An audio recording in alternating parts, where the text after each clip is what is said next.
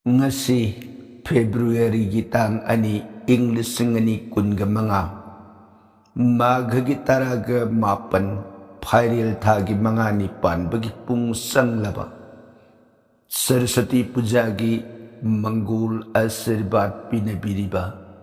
Nongmai jingna lakpada khwai punamukpu yaihanba production na nungsi na taram na uksari loinana khurumjari ngasisu mahusagum na wahang khara pangjari ba wahang sing ngasi ahanbada sab manaba mawongda haibadi wahi wata khajik khenaba leirabasu thagat pa phongdok pirakpa adugumba miyoising subnagi mingkhaktamak lokhatsari ahanbada thagat piraibasi ꯑꯩꯈꯣꯏꯒꯤ ꯊꯥꯒꯠꯆꯈꯤꯕ ꯄꯣꯁ ꯁꯔꯁꯋꯇꯤ ꯄꯨꯖꯥꯒꯤ ꯃꯔꯝꯗ ꯊꯥꯒꯠꯄꯤꯔꯛꯄꯁꯤꯡꯅꯤ ꯑꯍꯥꯟꯕꯗ ꯁꯩꯔꯥ army ꯑꯅꯤꯁꯨꯕꯗ ꯅꯤꯄꯥꯃꯆꯥ ꯁꯒꯣꯜꯁꯦꯝ ꯑꯍꯨꯝꯁꯨꯕꯗ ꯒꯣꯄꯤꯅꯥꯊ ꯁꯔꯃ ꯃꯔꯤꯁꯨꯕꯗ ꯁꯣꯃꯣꯂꯥ ꯊꯤꯉꯣꯝ ꯃꯉꯥꯁꯨꯕꯗ ꯑꯔꯤꯕꯝ ꯕꯤꯅꯥꯔꯥꯅꯤ ꯇꯔꯨꯛꯁꯨꯕꯗ ꯊꯝꯕꯥꯜ ꯇꯣꯝꯕꯤ ꯂꯥꯏꯁ꯭ꯔꯝ ꯇꯔꯦꯠꯁꯨꯕꯗ ꯕꯕꯤꯇꯥ ꯗꯦꯕꯤ ꯅꯤꯄꯥꯟꯁꯨꯕꯗ ꯏꯕꯦꯝꯍꯜ ꯗꯦꯕꯤ ꯃꯥꯄꯟꯁꯨꯕꯗ ꯑꯟꯖꯅꯥ ꯁꯤꯡ ꯇꯔꯥꯁꯨꯕꯗ ꯁꯅꯥꯍꯟꯕꯤ ꯈꯨꯃꯟ ꯇꯔꯥꯃꯥꯊꯣꯏꯁꯨꯕꯗ ꯁꯨꯖꯤꯇꯥ ꯑꯦꯁ block ꯇꯔꯥꯒ ꯅꯤꯊꯣꯏꯁꯨꯕꯗ ꯑꯦꯁ ꯀꯤꯅꯥ ꯍꯥꯏꯔꯤꯕꯁꯤꯡ ꯑꯁꯤꯅ ꯊꯥꯒꯠ ꯋꯥꯍꯩꯁꯤꯡ ꯐꯣꯡꯗꯣꯛꯄꯤꯔꯛꯄꯅꯤ ꯅꯨꯡꯉꯥꯏꯖꯩ ꯈ꯭ꯋꯥꯏ ꯄꯨꯝꯅꯃꯛꯄꯨꯁꯨ ꯁꯔꯁꯋꯇꯤ ꯏꯃꯥ ꯏꯕꯦꯝꯃꯒꯤ ꯃꯪꯒꯣꯜ ꯑꯁꯤꯔꯕꯥꯠ ꯐꯪꯕ ꯑꯣꯏꯁꯅꯨ ꯍꯥꯏꯗꯅ ꯃꯪꯒꯣꯜ ꯑꯁꯤꯔꯕꯥꯠ ꯄꯤꯖꯔꯤ ꯑꯗꯨꯒ ꯉꯁꯤꯒꯤ ꯑꯅꯤꯁꯨꯕꯗ ꯑꯃꯨꯛ ꯂꯧꯈꯠꯆꯔꯤꯕꯁꯤ ꯑꯔꯤꯕꯝ ꯕꯤꯅꯥꯔꯥꯅꯤ ꯇꯥꯛꯄꯤꯌꯨ ꯕꯤꯅꯥꯔꯥꯅꯤ ꯀꯔꯤ ꯀꯔꯝꯕ ꯋꯥꯐꯝ ꯑꯩꯒꯤ ꯄꯣꯠꯂꯝꯁꯤꯡ ꯑꯁꯤ ꯐꯪꯗꯕ ꯌꯥꯎꯔꯕꯗꯤ ꯑꯐꯪꯕ ꯈꯔ ꯀꯠꯆꯕ ꯌꯥꯒꯗ꯭ꯔꯥ ꯕꯤꯅꯥꯔꯥꯅꯤ ꯐꯪꯗꯕ ꯌꯥꯎꯔꯒꯗꯤ ꯑꯐꯪꯕ ꯈꯔꯅ ꯀꯠꯄ ꯅꯠꯇ꯭ꯔꯒꯗꯤ ꯀꯔꯤ ꯎꯄꯥꯏ ꯂꯩ ꯐꯪꯅꯅꯕ ꯊꯤꯕꯤꯕ ꯐꯪꯗ꯭ꯔꯒꯗꯤ ꯑꯔꯩꯕ ꯈꯔꯗ ꯑꯗꯨꯝ ꯀꯠꯆꯕ ꯇꯥꯔꯦ ꯑꯁꯨꯝ ꯑꯣꯏꯗꯅ ꯊꯝꯖꯔꯤ ꯊꯥꯒꯠꯆꯔꯤ ꯇꯥꯏꯅꯔꯛꯄꯗ ꯉꯁꯤꯒꯤ ꯑꯍꯨꯝꯁꯨꯕꯗ ꯑꯃꯨꯛ ꯂꯧꯈꯠꯆꯔꯤꯕꯁꯤꯅ ꯅꯨꯡꯁꯥꯒꯤ ꯆꯤꯡ ꯑꯩꯒ꯭ꯌꯥ ꯗꯥꯏꯔꯦꯛꯇꯔꯤ ꯄꯟꯖꯤꯀꯥꯗ ꯄꯤꯔꯤꯕ ꯄꯟꯆꯃꯤꯒꯤ ꯄꯨꯡꯐꯝ ꯅꯠꯇꯕꯗ ꯁꯔꯁꯋꯇꯤ ꯄꯨꯖꯥ ꯇꯧꯕ ꯌꯥꯕ꯭ꯔꯥ ꯔꯤꯄ꯭ꯂꯥꯏ ꯄꯤꯕꯤꯌꯨ ꯅꯨꯡꯁꯥꯒꯤ ꯆꯤꯡ ꯇꯥꯛꯄꯤꯔꯛꯂꯤꯕ ꯋꯥꯐꯝ ꯑꯁꯤ ꯏꯁꯣꯔ ꯈꯨꯔꯨꯝꯖꯕ ꯍꯥꯏꯕꯁꯤꯗꯤ ꯃꯐꯝ ꯃꯇꯝꯕꯨꯗꯤ ꯂꯩꯇꯦ ꯑꯗꯨꯝ ꯑꯩꯒꯤ ꯊꯥꯖꯕ ꯑꯃꯗꯤ ꯅꯨꯡꯁꯤꯖꯕꯒꯤ ꯃꯇꯨꯡ ꯏꯟꯅ ꯈꯨꯔꯨꯝꯖꯕꯗ ꯂꯣꯏꯅ ꯌꯥꯏ ꯑꯗꯨꯕꯨ ꯗꯥꯏꯔꯦꯛꯇꯔꯤ ꯄꯟꯖꯤꯀꯥꯕꯨ ꯑꯣꯏꯔꯣ ꯅꯠꯇ꯭ꯔꯒꯅ ꯇꯣꯉꯥꯟ ꯇꯣꯉꯥꯟꯕ ꯄꯟꯖꯤꯀꯥꯁꯤꯡꯒꯤ ꯃꯣꯠ ꯃꯇꯨꯡ ꯏꯟꯅ ꯑꯩꯈꯣꯏꯒꯤ ꯀꯨꯝꯆꯠ ꯍꯥꯏꯕ ꯇꯥꯏ ꯆꯍꯤ ꯑꯗꯨꯒꯤ ꯃꯇꯨꯡ ꯏꯟꯅ ꯂꯥꯛꯏꯕ ꯃꯥꯒꯤ ꯅꯨꯃꯤꯠ ꯊꯥ ꯊꯋꯥꯟꯃꯤꯆꯥꯛꯀꯤ ꯈꯣꯡꯐꯝ ꯈꯣꯡꯆꯠꯇ ꯍꯟꯗꯛ ꯆꯍꯤꯒꯤꯗꯤ ꯍꯥꯏꯔꯤꯕ ꯄꯨꯡꯐꯝ ꯑꯁꯤꯗ ꯈ꯭ꯋꯥꯏꯗꯒꯤ ꯐꯕ ꯑꯁꯤꯒꯨꯝꯕ ꯄꯨꯖꯥ ꯃꯈꯜ ꯑꯁꯤꯒꯤ ꯑꯐꯕ ꯄꯨꯖꯥ ꯃꯇꯝꯗꯨ ꯑꯣꯏ ꯍꯥꯏꯗꯅ ꯑꯈꯪ ꯑꯍꯩ ꯄꯟꯗꯤꯠꯁꯤꯡ ꯑꯗꯨꯅ ꯇꯣꯉꯥꯟ ꯇꯣꯉꯥꯟꯕ ꯃꯑꯣꯡꯗ ꯍꯣꯔꯤ ꯄꯨꯔꯤꯔꯒ ꯌꯦꯡꯉꯛꯄꯗ ꯈ꯭ꯋꯥꯏꯗꯒꯤ ꯐꯕ ꯄꯨꯡꯐꯝ ꯑꯁꯦ ꯃꯇꯝ ꯑꯁꯤꯗ ꯇꯧꯖꯍꯧꯔꯒꯗꯤ ꯑꯐꯕ ꯃꯪꯒꯣꯜ ꯐꯪꯒꯅꯤ ꯍꯥꯏꯅ ꯄꯨꯊꯣꯛꯄꯤꯔꯛꯄ ꯄꯨꯡꯐꯝ ꯑꯗꯨꯗ ꯈꯨꯔꯨꯝꯖꯍꯧꯔꯒꯗꯤ ꯍꯦꯟꯅ ꯑꯐꯕ ꯑꯣꯏ ꯍꯥꯏꯕꯒꯤ ꯋꯥꯐꯝꯁꯤꯗ ꯃꯥꯒꯤ ꯃꯇꯝꯁꯤ ꯌꯦꯡꯅꯕꯅꯤ ꯑꯩꯈꯣꯏꯒꯤ ꯄꯤꯔꯤꯗꯅ ꯅꯣꯡꯃꯒꯤ ꯅꯨꯃꯤꯠꯇꯁꯨ ꯄꯨꯡꯐꯝ ꯑꯁꯤꯗꯒꯤꯅ ꯁꯤꯐꯥꯎꯕꯅ ꯀꯥꯜ ꯕꯦꯂꯥ ꯂꯩ ꯀꯥꯜ ꯕꯦꯂꯥ ꯍꯥꯏꯕꯅ ꯍꯥꯏꯗꯤ ꯃꯇꯝ ꯄꯨꯡ ꯆꯠꯂꯤꯕ ꯄꯨꯡꯆꯠ ꯍꯥꯏꯕꯗꯤ ꯄꯨꯡ 24ꯅ ꯁꯥꯕ ꯄꯨꯡꯕꯨ ꯑꯣꯏꯔꯕꯁꯨ ꯄꯨꯡ 60ꯅ ꯁꯥꯕ ꯄꯨꯡꯒꯤ ꯍꯤꯁꯥꯕꯇꯕꯨ ꯑꯣꯏꯔꯕꯁꯨ ꯄꯨꯡꯁꯤꯡꯁꯤꯒꯤ ꯃꯔꯛꯇ ꯍꯥꯏꯔꯤꯕ ꯄꯨꯡ ꯑꯁꯤꯗꯒꯤꯅ ꯁꯤꯐꯥꯎꯕꯁꯤꯅ ꯐꯠꯇꯕ ꯄꯨꯡꯒꯤ ꯃꯇꯝ ꯑꯣꯏ ꯑꯗꯨꯒ ꯕꯥꯔ ꯕꯦꯂꯥ ꯅꯨꯃꯤꯠꯁꯤꯒꯤ ꯃꯅꯨꯡꯗ ꯈ꯭ꯋꯥꯏꯗꯒꯤ ꯍꯦꯟꯅ ꯐꯠꯇ꯭ꯔꯕ ꯅꯨꯃꯤꯠꯀꯤ ꯑꯣꯏꯅ ꯄꯨꯡꯒꯤ ꯅꯠꯇꯕ ꯅꯨꯃꯤꯠꯁꯤꯒꯤ ꯑꯣꯏꯅ ꯐꯠꯇꯕ ꯃꯇꯝ ꯑꯗꯨꯒ ꯀꯨꯂꯛꯀ ꯔꯥꯇ꯭ꯔꯤ ꯅꯨꯃꯤꯗꯥꯡꯒꯤ ꯃꯇꯝꯗ ꯐꯠꯇꯕ ꯃꯇꯝ ꯑꯐꯕ ꯃꯇꯝ ꯍꯥꯏꯗꯅ ꯑꯩꯈꯣꯏꯅ ꯍꯣꯠꯂꯒ ꯌꯦꯡꯉꯒ ꯅꯩꯅꯔꯒ ꯃꯗꯨꯗ ꯇꯥꯔꯛꯄ ꯐꯣꯜ ꯑꯗꯨꯝꯅ ꯄꯤꯔꯛꯄꯗꯨꯗ ईश्वर की पूजा से मतम सिदा सिगुम्बे ईश्वर सिगी अफब मतमदु ओय हाइबदुदा खुरुमजहौरगदि हेन फै हाइबदुगी वाफमदुनी मधु येंग येंगदना आइगिदि खुरुमजगे हाइबदुसु काइदे ईश्वर खुरुमजबा हाइबसिदि खुरुमजबनी अदुबु हेन फबदु पामनबनिना अफब मतमदु येंगनबगी वानी सुमोदना नुंसागी सिंगी मफमदा थमजरी थागसरी ताइनरकपदा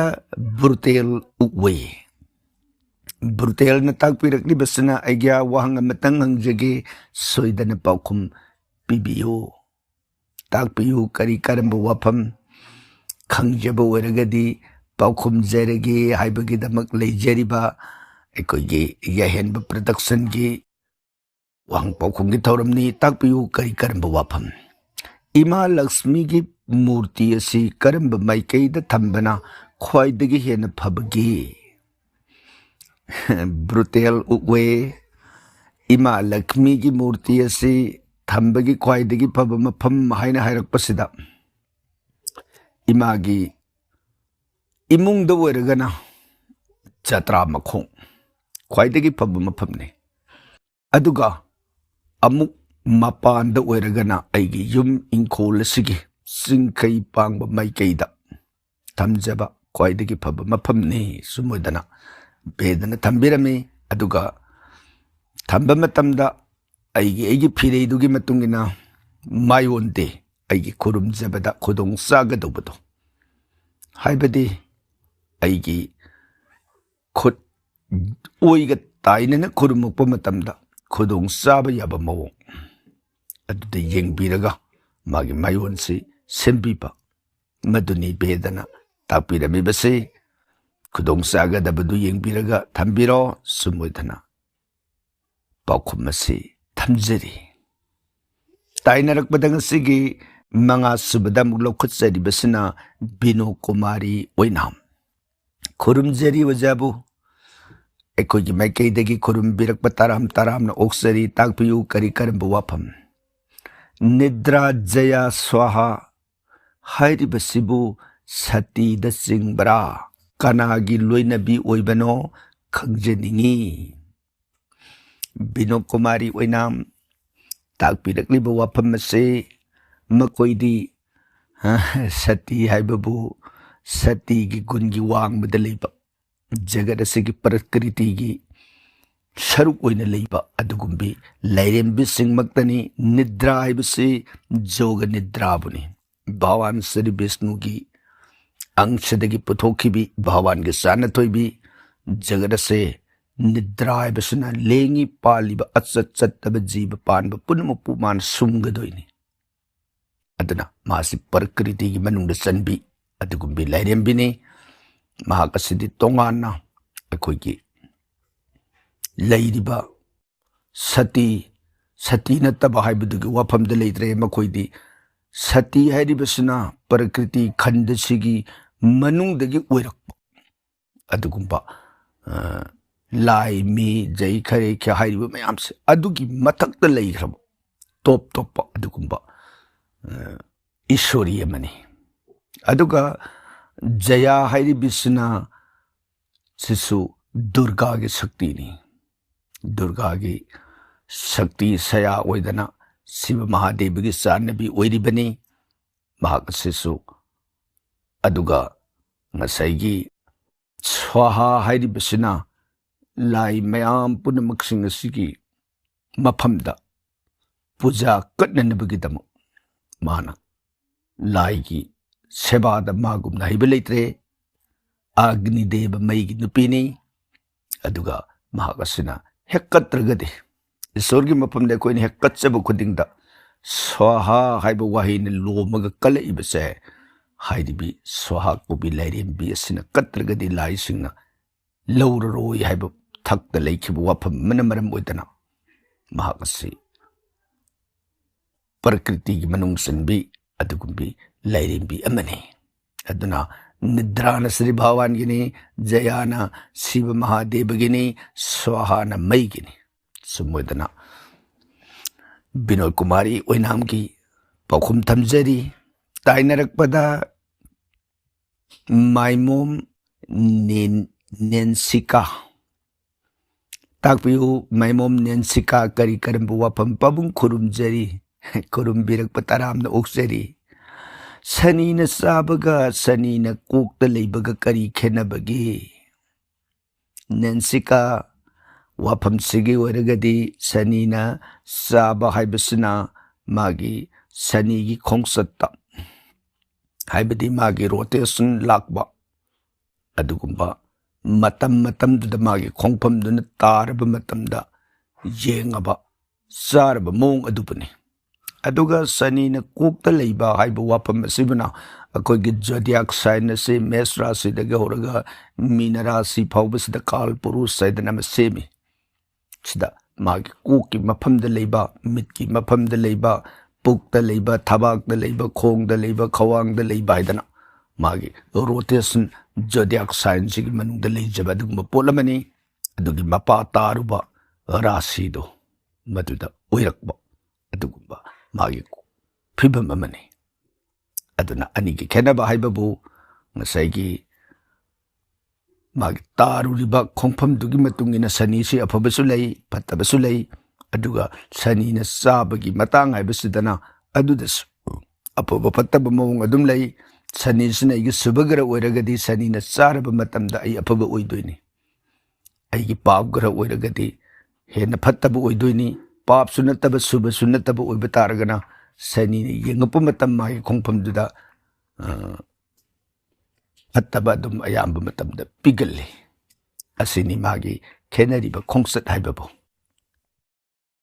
aduga ngasigi taret subada muklokhutsari basina Gopinath Sharma Hare Krishna aigya Saraswati pujagi matam pujagi niyom takpira o Gopinath S.H. Saraswati pujagi di akoina thagat sakhiba post to da soidana thengnabiramagani masina ahanbada thamjakhiba wang paukhungi thauram maduda thagat pirakpa post oibana maram oidana akoina thagat sakhiba anisubagi Saraswati pujagi blog adu yengbiraga tabiraga Gopinath gi ningba thungbiramlagani haina asa taujai thagat sari aduga makhatana Gopinath na takpira ibasi amam athengbada sathok khotukba natraga singmanda satpada isada nungaitaba phawbase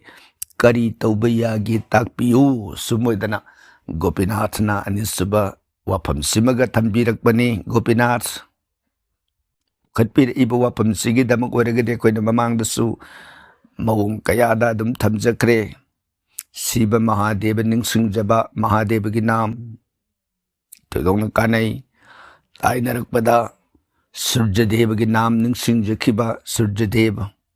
todongna kanai Durga gi nam thamjakhiba todongna kanai Prithvi gi nam thamjakhiba adum kanai sumoidana Hanuman gi Salisa thamjakhiba adum kanai makhoisi jai kharika khudingmaktagi akatoi khudingmaktagi ngakthokpiba adugumba Devta maktani aduga mafamsida muktopna thamjaba taragana Narasingha gi mantra Narasingha gi nam adum sonjaba yai Narasimha Bhavan su thodokna sakti pudamanga tillaba dugumba ibungogi avatarni aduga aroibada oina amatanga thamjaba taragana akoina Arjun gi dasanam haibado khangbiramlagani haina khanjai amuktanga ningsingjarabada Arjun gi dasanam haibadi Arjun Krishna Phalguni Saiva Sasri Dhananjoy Bijoy Jishnu Setabahan Kiriti Bibatsu hariba nam tarasi kaudana niti ge sonjaba ayukta natragana mafam adumakta aina singnariba mafam adumakta haiba Arjun gi nam tarasi ningsingjaba matamda bhut pret timu laimu makhan khudingmakki aki akhang tujungba punamakta ngakto i haidana masimasu Mahabharat ki manungda topna thambiramba adugumba saruk amani maramaduna masi ningsingbirabasu yare natragana topa mathakta panjakibasang adudagi ningsingbiyu matamduda ꯈꯨꯗꯣꯡꯊꯤꯕ ꯑꯋꯥꯕ ꯈꯨꯗꯤꯡꯃꯛꯇꯒꯤ ꯉꯥꯛꯊꯣꯛꯆꯕ ꯉꯝꯒꯅꯤ ꯍꯥꯏꯕ ꯋꯥꯐꯝꯁꯤꯃꯇꯒꯁꯨ ꯒꯣꯄꯤꯅꯥꯊ ꯑꯦꯁ.ꯑꯦꯁ.ꯀꯤ ꯃꯐꯝꯗ ꯊꯝꯖꯔꯤ, ꯊꯥꯒꯠꯆꯔꯤ꯫ ꯇꯥꯏꯅꯔꯛꯄꯗ ꯉꯁꯤꯒꯤ 9ꯁꯨꯕꯗ ꯑꯃꯨꯛ ꯂꯧꯈꯠꯆꯔꯤꯕꯁꯤꯅ Krishna Mohan ꯍꯋꯥꯏꯕꯝ꯫ I clean it. Thank you, universe. Hare Krishna. ꯊꯥꯒꯠꯆꯔꯤ ꯀ꯭ꯔꯤꯁꯅ ꯃꯣꯍꯟ ꯍꯋꯥꯏꯕꯝ꯫ ꯌꯨꯅꯤꯚꯔꯁꯀꯤ ꯃꯐꯝꯗ ꯑꯩꯅ ꯀ꯭ꯂꯦꯝ ꯇꯧꯖꯔꯤ, ꯗꯥꯕꯤ ꯇꯧꯖꯔꯤ ꯃꯗꯨꯗꯤ ꯌꯨꯅꯤꯚꯔꯁ ꯑꯁꯦ ꯖꯒꯠ ꯑꯁꯤꯕꯨ ꯊꯥꯒꯠꯆꯔꯤ ꯍꯥꯏꯅ ꯑꯩꯅ ꯗꯤꯃꯥꯟ ꯇꯧꯖꯔꯤ꯫ ꯍꯔꯦ ꯀ꯭ꯔꯤꯁꯅ ꯁꯨꯝꯃꯣꯏꯗꯅ ꯇꯥꯛꯄꯤꯔꯛꯄ ꯋꯥꯐꯝ ꯑꯁꯤꯒꯤꯗꯃꯛ ꯑꯩꯈꯣꯏꯒꯤ ꯃꯥꯏꯀꯩꯗꯒꯤꯁꯨ ꯍꯋꯥꯏꯕꯝꯒꯤ ꯃꯐꯝꯗ ꯊꯥꯒꯠꯆꯕ ꯐꯣꯡꯗꯣꯛꯆꯔꯤ꯫ ꯑꯩꯈꯣꯏꯁꯨ ꯌꯨꯅꯤꯚꯔꯁꯀꯤ ꯃꯐꯝꯗ ꯊꯥꯒꯠꯆꯔꯤ ꯃꯥꯒꯤ ꯉꯛꯂꯕ ꯑꯁꯤꯒꯨꯝꯕ ꯖꯒꯠ ꯂꯤꯂꯥ ꯑꯁꯤꯒꯤꯗꯃꯛ꯫ ꯇꯥꯏꯅꯔꯛꯄꯗ ꯉꯁꯤꯒꯤ ꯃꯦꯔꯤꯅꯥ ꯄꯨꯌꯥꯝꯅ 7ꯁꯨꯕꯗ ꯑꯃꯨꯛ ꯄꯨꯈꯠꯄꯤꯔꯛꯏꯕꯁꯤꯅ ꯍꯔꯦ ꯀ꯭ꯔꯤꯁꯅ ꯑꯩꯒ꯭ꯌꯥ ꯈꯨꯔꯨꯝꯖꯔꯤ꯫ ꯃꯦꯔꯤꯅꯥ ꯄꯨꯌꯥꯝ ꯑꯩꯈꯣꯏꯒꯤ ꯃꯥꯏꯀꯩꯗꯒꯤꯁꯨ ꯚꯒꯋꯥꯟꯒꯤ ꯅꯥꯝ ꯁꯣꯟꯖꯗꯨꯅ ꯍꯔꯦ ꯀ꯭ꯔꯤꯁꯅ ꯑꯩꯈꯣꯏꯕꯨ ꯈꯨꯔꯨꯝꯕꯤꯔꯛꯄ ꯇꯔꯥꯝꯅ ꯑꯣꯛꯆꯔꯤ꯫ ꯋꯥꯐꯝ ꯑꯃꯠꯇ ꯄꯨꯈꯠꯆꯔꯤ, ꯇꯥꯛꯄꯤꯌꯨ ꯀꯔꯝꯕ ꯋꯥꯐꯝ? ꯀꯔꯤꯒꯨꯝꯕ ꯃꯟꯇ꯭ꯔ ꯊꯤꯕꯗ 109 ꯊꯤꯕꯁꯤ ꯃꯥꯂꯥ ꯑꯣꯏꯅ ꯆꯠꯄꯗ ꯀꯔꯝꯅ ꯊꯤꯒꯅꯤ ꯍꯥꯏꯕꯗꯣ ꯈꯪꯖꯒꯦ꯫ ꯑꯩꯒ꯭ꯌꯥꯕꯨ ꯑꯃꯨꯛꯀ ꯍꯟꯅ ꯈꯨꯔꯨꯝꯖꯔꯤ꯫ ꯃꯦꯔꯤꯅꯥ ꯅꯥꯝ ꯃꯥꯂꯥ ꯄꯥꯏꯔꯒ ꯂꯤꯛ ꯆꯠꯄꯤꯒꯦ ꯍꯥꯏꯔꯒꯗꯤ ꯃꯥꯒꯤ ꯂꯤꯛ ꯆꯠꯄꯒꯤ ꯁꯨꯃꯦꯔꯨ ꯍꯥꯏꯗꯅ ꯏꯍꯥꯟ ꯍꯥꯟꯕ ꯑꯩꯈꯣꯏꯒꯤ ꯃꯥꯂꯥꯗꯨꯒꯤ ꯄꯔꯦꯡ ꯂꯩꯔꯤꯕꯗꯨꯒꯤ ꯃꯥꯒꯤ ꯁꯨꯃꯦꯔꯨ ꯍꯥꯏꯗꯅ ꯃꯁꯤꯡ ꯃꯐꯝꯗꯨꯗ ꯒꯥꯏꯇ꯭ꯔꯤ ꯒ꯭ꯔꯟꯊꯤ ꯄꯨꯜꯂꯤꯕ ꯃꯐꯝ ꯑꯗꯣ ꯃꯗꯨꯒꯤ ꯃꯔꯨ ꯑꯗꯨꯗ ꯏꯍꯥꯟ ꯍꯥꯟꯕ ꯑꯣꯏꯅ ꯄꯥꯏꯒꯅꯤ꯫ ꯄꯥꯏꯔꯒ ꯑꯩꯅ ꯁꯣꯟꯖꯒꯗꯧꯔꯤꯕ ꯃꯟꯇ꯭ꯔ ꯑꯗꯨ ꯁꯣꯂꯣꯅꯥꯝꯕꯨ ꯑꯣꯏꯔꯣ ꯅꯠꯇ꯭ꯔꯒꯅ ꯇꯣꯉꯥꯟꯕ ꯑꯩꯅ ꯁꯣꯟꯕꯤꯅꯤꯡꯉꯤꯕ ꯅꯥꯝ ꯑꯗꯨ ꯂꯤꯛꯂꯨ ꯑꯃ ꯄꯥꯏꯕ ꯃꯇꯝꯗ ꯑꯩꯒꯤ ꯃꯟꯇ꯭ꯔꯗꯣ ꯈꯨꯠ ꯑꯣꯏꯅ ꯄꯥꯏꯕ ꯌꯥꯗꯦ, ꯈꯨꯠ ꯌꯦꯠꯅ ꯄꯥꯏꯒꯅꯤ꯫ ꯄꯥꯏꯕ ꯃꯇꯝꯗ ꯑꯩꯅ ꯃꯟꯇ꯭ꯔꯁꯤ ꯁꯣꯟꯖꯔꯕ, ꯁꯣꯟꯕ ꯃꯇꯝꯗ ꯇꯦꯅꯋꯥ ꯆꯤꯟꯐꯥꯒꯨꯝꯅ ꯑꯩꯒꯤ ꯆꯤꯟꯕꯥꯟ ꯈꯛꯇꯗ ꯁꯣꯟꯕꯒꯤ ꯀꯥꯟꯅꯕ ꯈꯔ ꯋꯥꯠꯂꯤ꯫ ꯃꯗꯨꯒꯤ ꯃꯍꯨꯠꯇ ꯑꯩꯅ ꯁꯣꯟꯖꯔꯤꯕ ꯃꯨꯔꯇꯤꯃꯥ ꯏꯁꯣꯔ ꯑꯗꯨꯃꯛꯀꯤ ꯁꯛꯇꯝ ꯑꯗꯣ ꯃꯥꯡꯗ ꯚꯥꯞꯅ ꯄꯨꯝꯂꯪ ꯎꯕꯤꯔꯒ ꯅꯤꯡꯁꯤꯡꯖꯔꯒ ꯏꯕꯨꯡꯉꯣꯃꯛ ꯑꯗꯣ ꯑꯩꯒ ꯂꯣꯏꯅꯅ ꯂꯩꯃꯤꯟꯅꯔꯕꯅꯤ, ꯏꯕꯨꯡꯉꯣꯗꯨꯃꯛꯀꯤ ꯆꯣꯔꯣꯟ ꯑꯗꯨꯗ ꯑꯩꯅ ꯄꯥꯏꯖꯔꯕꯅꯤ ꯍꯥꯏꯅ ꯁꯨꯃꯥꯏꯅ ꯈꯜꯂꯒ ꯌꯥꯝꯅ ꯅꯨꯡꯁꯤꯅ ꯄꯨꯛꯅꯤꯡ ꯆꯪꯅ ꯁꯪꯁꯥꯔꯒꯤ ꯃꯥꯌꯥ ꯕꯟꯙꯟ ꯄꯨꯝꯅꯃꯛꯁꯤꯗꯒꯤ ꯋꯥꯡꯃꯗ ꯂꯩꯔꯒ ꯏꯕꯨꯡꯉꯣ ꯃꯁꯥꯗꯨꯒ ꯑꯩꯃꯛꯀ ꯑꯃꯠꯇ ꯑꯣꯏꯅ ꯄꯨꯟꯁꯤꯟꯕ ꯉꯝꯅꯅꯕ ꯑꯩꯒꯤ ꯚꯥꯞ ꯑꯁꯤꯅ ꯃꯉꯣꯟꯗ ꯆꯤꯡꯁꯤꯟꯖꯔꯒ ꯂꯤꯛꯂꯨꯁꯤꯗ ꯑꯩꯅ ꯅꯨꯡꯁꯤꯅ ꯁꯣꯜꯂꯕ ꯃꯇꯨꯡꯗꯨꯗ ꯑꯣꯏꯅ ꯆꯠꯄ ꯌꯥꯗꯦ꯫ ꯂꯤꯛ ꯑꯁꯤꯒꯤ ꯌꯦꯠꯂꯣꯝꯗ ꯊꯪꯅꯕ ꯂꯤꯛꯂꯨꯗꯨꯗ ꯑꯃꯨꯛ ꯄꯥꯏꯒꯅꯤ, ꯑꯗꯨꯒ ꯃꯟꯇ꯭ꯔꯗꯣ ꯑꯃꯨꯛ ꯁꯣꯟꯒꯅꯤ꯫ ꯃꯇꯝꯗꯨꯗꯁꯨ ꯃꯊꯛꯇ ꯆꯞ ꯃꯥꯟꯅꯅ ꯑꯗꯨꯝ ꯅꯨꯡꯁꯤꯅ ꯁꯣꯟꯒꯅꯤ꯫ ꯑꯇꯣꯞꯄ ꯄꯨꯛꯅꯤꯡ ꯋꯥꯈꯜ ꯑꯃꯠꯇꯅ ꯑꯩꯉꯣꯟꯗ ꯕꯤꯀꯥꯔ ꯎꯠꯍꯟꯕ ꯌꯥꯗꯦ꯫ ꯃꯥꯡꯗ ꯎꯆꯦꯛ ꯄꯥꯏꯔꯛꯄ, ꯃꯥꯡꯗ ꯃꯤ ꯈꯠꯅꯔꯛꯄ, ꯂꯥꯎꯅꯔꯛꯄ ꯄꯨꯝꯅꯃꯛ ꯑꯗꯨꯒꯤ ꯋꯥꯡꯃꯗ ꯑꯩ ꯂꯩꯒꯗꯧꯕꯅꯤ꯫ ꯑꯩꯒꯤ ꯄꯨꯛꯅꯤꯡ ꯋꯥꯈꯜ ꯄꯨꯝꯅꯃꯛ ꯆꯞ ꯌꯨꯡꯅ ꯑꯦꯀꯥꯟꯇꯤꯛ ꯑꯣꯏꯕ ꯚꯥꯞꯇ ꯁꯨꯝꯃꯣꯏꯗꯅ ꯃꯊꯪ ꯂꯤꯛꯂꯨ ꯈꯨꯗꯤꯡꯃꯛꯇ ꯄꯥꯏꯔꯒ ꯃꯟꯇ꯭ꯔꯁꯦ ꯄꯨꯛꯅꯤꯡ ꯆꯪꯅ ꯁꯣꯟꯕꯗꯨꯅ ꯍꯣꯔꯦꯟ ꯏꯔꯣꯏ ꯂꯣꯏꯔꯛꯄ ꯁꯨꯃꯦꯔꯨꯗꯣ ꯃꯗꯨꯒ ꯊꯪꯅꯔꯛꯄ 9ꯁꯨꯕ ꯃꯐꯝ ꯑꯗꯣ ꯃꯗꯨꯗ ꯄꯥꯏꯔꯕ ꯃꯇꯝꯗ ꯑꯩꯅ ꯃꯥꯒꯤ ꯆꯣꯔꯣꯟꯗ ꯚꯛꯇꯤ ꯀꯠꯆꯒꯅꯤ ꯅꯥꯃꯥꯂꯥꯁꯤ꯫ ꯑꯗꯨꯗ ꯃꯥꯒꯤ ꯅꯤꯌꯣꯝ ꯑꯀꯨꯞꯄ ꯃꯌꯥꯝ ꯑꯃ ꯂꯩꯈ꯭ꯔꯦ꯫ ꯃꯗꯨꯒꯤ ꯋꯥꯐꯝ ꯑꯗꯨꯅ ꯈꯔ ꯄꯥꯛ ꯆꯥꯎꯈ꯭ꯔꯦ꯫ ꯑꯍꯥꯟꯕꯗ ꯅꯥꯃꯥꯂꯥꯗ ꯑꯣꯏꯅ ꯇꯥꯞ ꯄꯥꯏꯈꯠꯂꯒ ꯍꯦꯛꯇ ꯇꯧꯔꯣꯏꯗꯕꯅꯤ꯫ ꯑꯩ ꯗꯤꯍꯦ ꯁꯨꯗꯣꯟ ꯇꯧꯈꯤꯅꯤ, ꯑꯗꯒꯤ ꯍꯁꯇ ꯁꯨꯗꯣꯟ ꯇꯧꯈꯤꯅꯤ꯫ ꯇꯧꯔꯕ ꯃꯇꯨꯡꯗꯨꯗ ꯅꯥꯃꯥꯂꯥꯗꯨ ꯁꯨꯗꯣꯜ ꯑꯃꯨꯛ ꯇꯧꯔꯅꯤ꯫ ꯇꯧꯔꯕ ꯃꯇꯨꯡꯗ ꯄꯥꯏꯈꯠꯇꯅ ꯃꯥꯒꯤ ꯇꯧꯒꯗꯕ, ꯍꯣꯔꯦꯟ ꯂꯣꯏꯔꯛꯄꯗ ꯇꯧꯒꯗꯕ ꯃꯗꯨꯒꯤ ꯅꯤꯌꯣꯝꯁꯤꯡ ꯑꯗꯨꯗꯤ ꯃꯐꯝꯁꯤꯗ ꯈꯔ ꯄꯥꯛ ꯆꯥꯎꯏ꯫ ꯁꯝꯄꯠꯅ ꯅꯥꯃꯥꯂꯥ ꯀꯔꯝꯅ ꯆꯠꯀꯗꯒꯦ ꯍꯥꯏꯅ ꯇꯥꯛꯄꯤꯔꯛꯄꯗꯣ ꯑꯁꯨꯝꯅ ꯁꯝꯄꯠꯅ ꯃꯦꯔꯤꯅꯥ ꯄꯨꯌꯥꯝꯒꯤ ꯃꯐꯝꯗ ꯊꯝꯖꯔꯤ꯫ ꯑꯗꯨꯒ ꯃꯈꯥ ꯇꯥꯅ ꯖꯣꯁꯀꯤ ꯑꯁꯨꯝꯅ ꯀꯔꯄꯨꯔꯁꯤ ꯀꯔꯝꯕ ꯑꯣꯏꯒꯗꯒꯦ ꯇꯥꯛꯄꯤꯌꯨ꯫ ꯃꯦꯔꯤꯅꯥꯅ ꯄꯨꯈꯠꯄꯤꯔꯛꯏꯕꯁꯤ ꯖꯣꯁꯀꯤ ꯅꯍꯥꯟ ꯄꯟꯕꯤꯈꯤꯕ ꯀꯔꯄꯨꯔ ꯃꯩ ꯊꯥꯕꯒꯤ ꯃꯇꯥꯡ ꯑꯗꯨ ꯑꯣꯏꯒꯅꯤ꯫ ꯀꯔꯄꯨꯔꯁꯤ ꯑꯩꯈꯣꯏꯒꯤ ꯁꯪꯒꯣꯝ ꯈꯦꯔꯗꯒ ꯍꯥꯞꯅꯔꯤꯕ ꯀꯔꯄꯨꯔ ꯑꯗꯨꯕꯨꯅꯤ꯫ मधु नतबा कोइना फी करपूर गा हाइनबा अदु नते अतोप मखन की करपूर सिंह नते हाइबा संगों के हापीबा करपूर सिदी मई सई मादि पेट्रोल गुम्बनी अदन मारे हांगदोगा थम्म तमरसु कुइदन लोइना पाइगिनी नुसित की पोमदा अदन मागी लेदिबा पैकेजिंग अदु काइथोकपा यादे हे काइबदा लोइना सटकी अदन हाइदिबा करपूर असिबनी अकोइना मई दा कटपा मतमदा सिजिनदिबा करपूर असे थागतसरी मेरिना ताइनरकपदा ngasiगी 10 सुबद लखुत्सरिबसना ज्ञानेश्वरी लाइश्रम थैंक यू एग्यारन देव खुरुमजरी इकोगी माइकैदगी वेलकम थागतसरी खुरुमबिरकपा तराम खुरुम ओक्सरी अदुगा ngasiगी 18 सुबदा मुग लखुत्सरिबसना निपा मसा सगोल से हरे कृष्ण ताकपियु निपा मसा करी करम वफम अग्या वहंग अमता हंगजगे ताकपियु राम न सीता लुहोंग दुन हलकपदा परशुराम न मागी लिरुंगबु अमुक राम द लिरी सलहलिब करिगिनो अदुगा महाकना राम द साउरिबदु करिगिनो अदुगा राम न परशुराम की सर्गगी लंबी थिंखिबसि करिगिनो विश्वामित्र की पुंसिना कदम न तौखी संदोक न ताकपियु निपा मसा नहन रामायण की वारी दुदसु संदोक न दुमक लीजे खरबनी अदुबु भाप ताब खर वाटपदगी हंगबिरक्लबनिना होय थमजगे ngसाइगी विश्वामित्रना राम न सीता लुहोंग लोरगा हलकपा मतमदा मागी लिरुंगदुबु पीरगा लिरी सलहलिबगी मरमदी परशुराम से मागी नापल खर ओइबा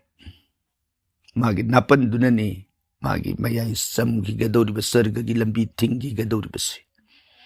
हाइबदी मागी पुगनिंगदा राम आइबदु अइनी शक्ति पुनमुक अइंगोंद लई अदुना मागी गुरु ओइरिबा महादेव से परशुराम की गुरु ने अदुना गुरु ओइरिबा अइगे गुरु न पिरक लिरुंग अदुबु माना कैसु लेतन थुदेखी सिनेमाना सेरानबु वाखंद खल्लुरिबसे तसेंगनमक्किदी लिरुंगदु थुदेखनबगिदमक लिरुंगदु पु पिरुसो थार इमने महादेवना अदु लिरुंगदु मामसामनसु लागा हाइरजिबदुनी जनोक्ता से नंगी सयंबर की मतमदा अइन पूरे इब लिरुंग से महादेव ने पिरकपनी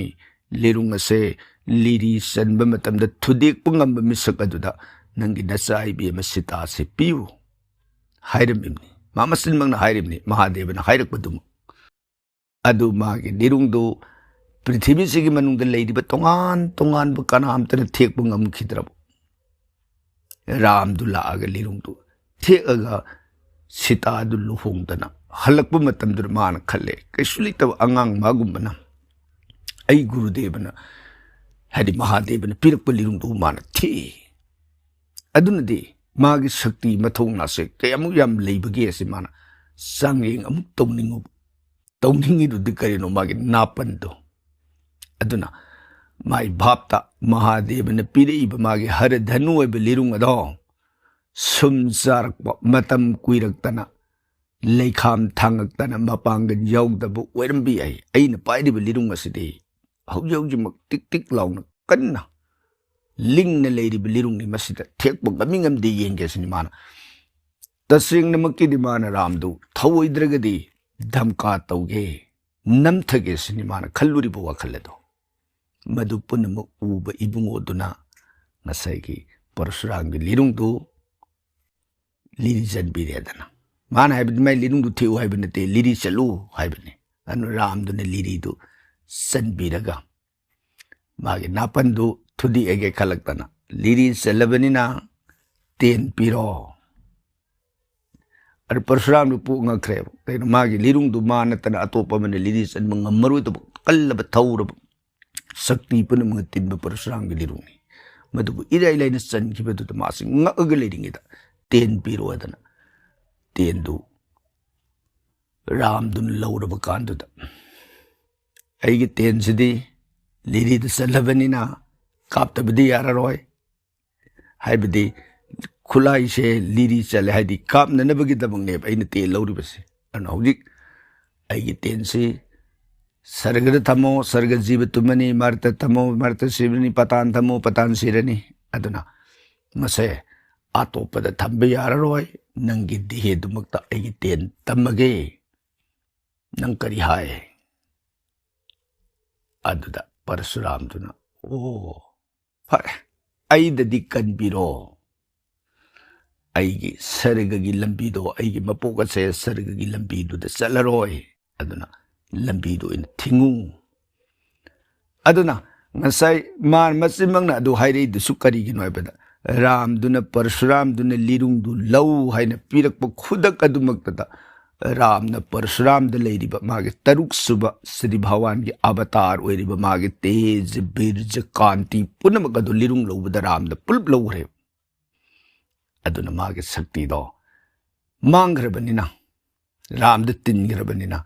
परशुराम दु सर्ग की माइकई द चतना बैकुंठ द अमुहन मादो विष्णु की अंश द तिनबे यारोइदो राम द एब्जॉर्ब तौरे मागे थवाई हक्सांग पुनमक दो मादे ममी गुमना लेहलंब अदुगी पोट अदुपुनी ngasai napal haiba post se kanade haibatu utke haibagi damak sumodana परशुरामना मागे नापल अदुना मरम ओइदना मागे सर्ग यौबंगम खिदबनी अदुगा विश्वामित्र की पुंसिना करम तौखेना नान ममांगी वाफमदा हयेंग विश्वामित्र की वरी मखादसु लौरखिकनी हाइना तमजख्रे अदुदगदी करमबुदी तौरुनी मागी मुनि एम ओइना अदुम लेखिगदोरिबसि ब्राह्मण मुनि एम ओइना मादी कुइरब मतमगी सैतजुकी अदुगुम्बा निंथौनी मुनिनी वारीदुना हयेंग द्वापुर जुकी मतमदा परशुराम विश्वामित्र की वारी मपुंग असि लिरकबगी वानी अदुना लेबदी त्रेतादस दुम लेरे मारे सैतदगी लेरखिबा अदुगुम्बा विश्वामित्र पुंसी की वारीनी थागतसरी निपामसा ताइनरकपदा ngasiगी taraga nithoi subada muglokhutsaribasuna Haikuruzam Promila takpiu Promila kari karambu wapam Hare Krishna takpiu pabung wahang amatang hangjari takpiu kari karambu waham Phairil Panchami Saraswati Pujasi angangi lairik pafam kada theliba photo da kasaba yabra Haikuruzam Promila Wang paukum gi numit asimak tada Saraswati puja gi numit oirabani paukum na khara thengmalle haibaduni hoi adubu khatpi raiba wang oirabani paukum di dumak thamjarage Saraswati puja phairin panchami phairin thagi mangani panba numita puja si kasaba yai lari pafam dabu oiro amadabu oiro aina thajaba pamjaba नुंसीजब मफमदुदा मागी फोटोदा मागी मूर्तिमा पिक्चरदुदा अखोइना पूजा दुम कचब याय अदुबु प्रोमिला अखोइना पंचमी की ओइबा नुंगी ओइबु वाफमदि करिनो ना हाइबदा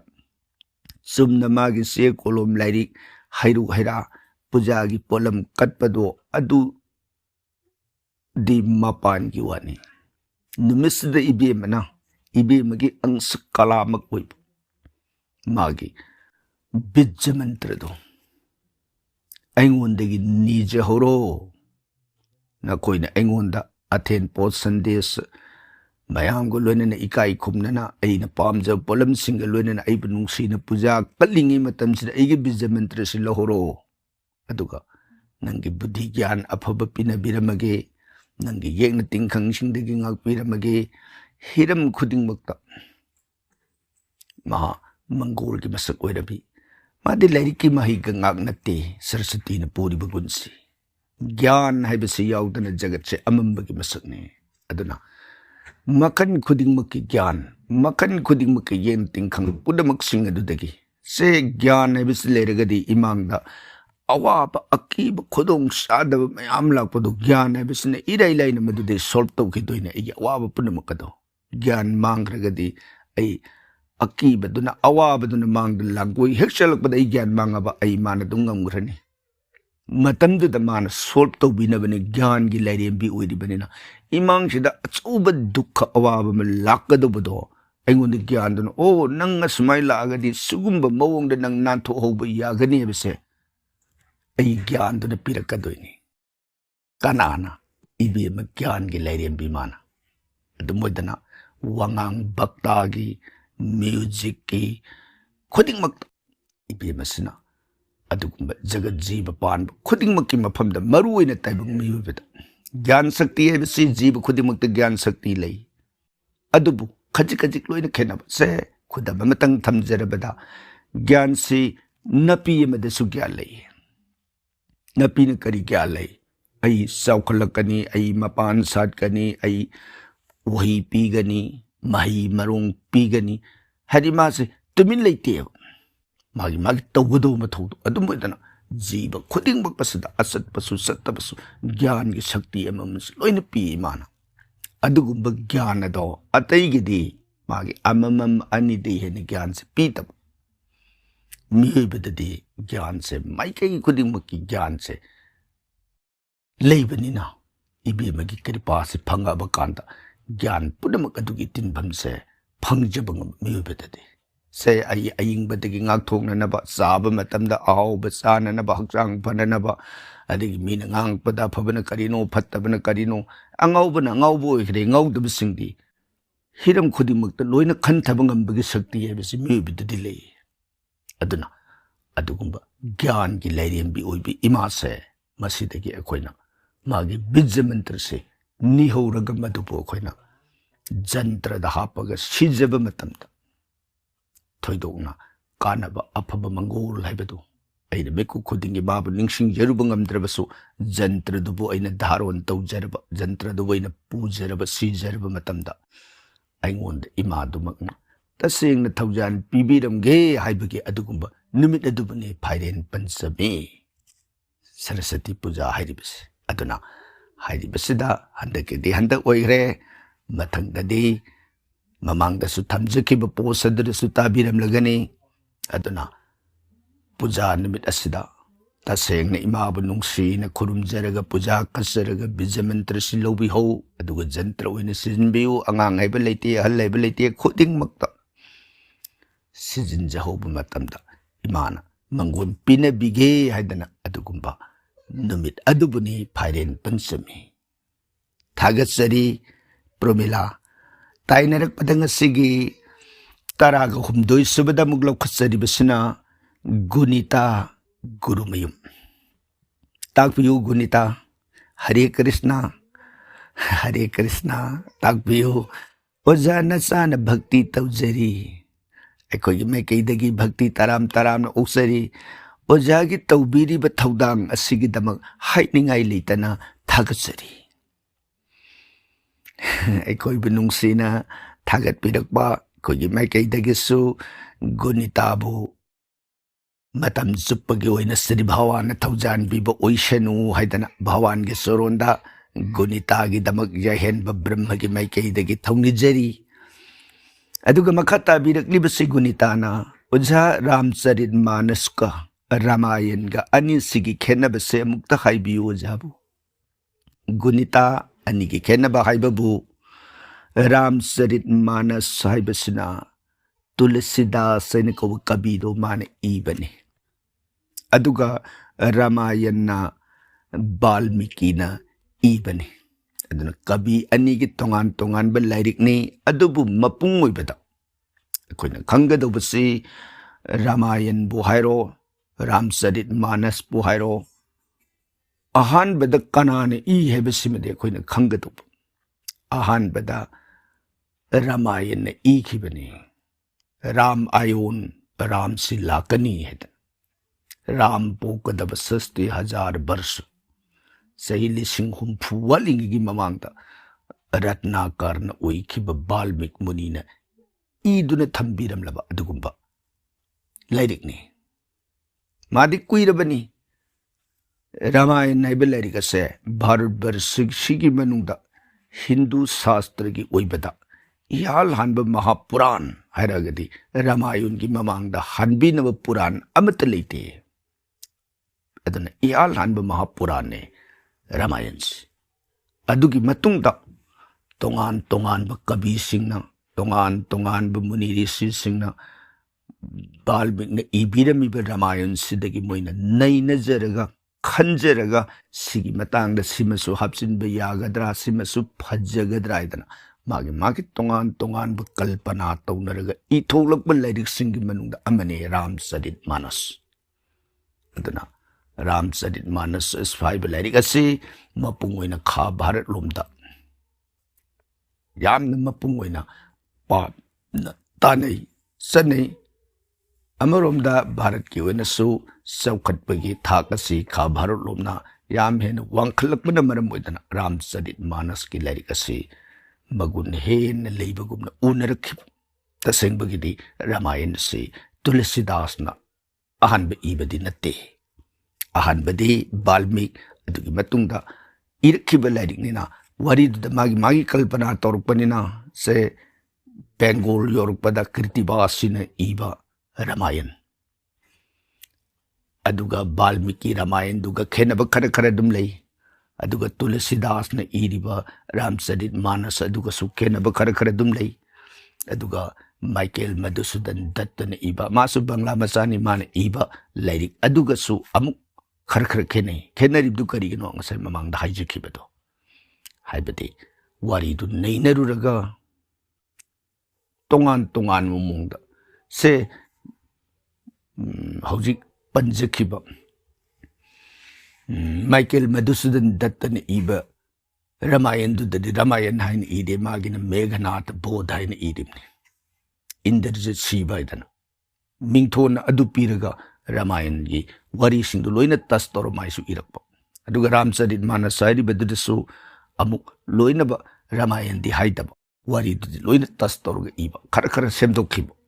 sadokhiba aduga Ramayan haina tasengna amuk iribana